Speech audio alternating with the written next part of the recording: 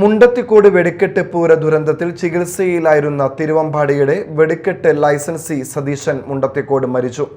അപകടം നടന്ന ദിവസം മുതൽ സതീശൻ തൃശൂരിലെ മെഡിക്കൽ കോളേജ് ബേൺസ് ICUവിൽ ചികിത്സയിലായിരുന്നു. സതീശന് 90% പൊള്ളലേറ്റതായി ഡോക്ടർമാർ സ്ഥിരീകരിച്ചിരുന്നു. തൃശൂർ പൂരവുമായി ബന്ധപ്പെട്ട് സജീവമായി പ്രവർത്തിക്കുന്ന ആളായിരുന്നു സതീശൻ മുണ്ടത്തിക്കോട്. ആകാശപൂരത്തിന് വർണ്ണവിസ്മയം തീർക്കുന്ന വിശ്വസ്തൻ. പൂരത്തിന് സൗഹൃദ വെടിക്കെട്ടൊരുക്കിയതിന്റെ അപൂർവ ചരിത്രത്തിന് ഉടമയായ സതീഷ് പരിചയസമ്പന്നനായ വെടിക്കെട്ട് വിദഗ്ധൻ കൂടിയാണ്.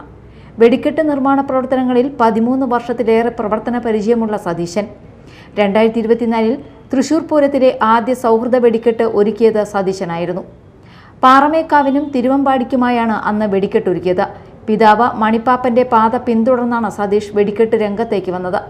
വർഷങ്ങളായി തിരുവമ്പാടി വിഭാഗത്തിന്റെ ലൈസൻസിയായിരുന്നു മണിപ്പാപ്പൻ. അച്ഛന്റെ മരണത്തെ തുടർന്നാണ് സതീഷ് വെടിക്കെട്ട് നടത്തിപ്പ് ഏറ്റെടുത്തത്.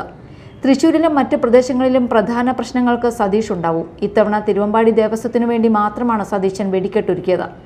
വിസ്മയങ്ങൾ കാത്തുവെച്ച് പൂരത്തിനായി തയ്യാറെടുക്കുന്നതിനിടെയാണ് നടുക്കുന്ന അപകടമുണ്ടായത്. അതേസമയം മുണ്ടത്തിക്കോട് ദുരന്തത്തിൽ മരിച്ചവരുടെ എണ്ണം 15 ആയി. Media time, Thrissur.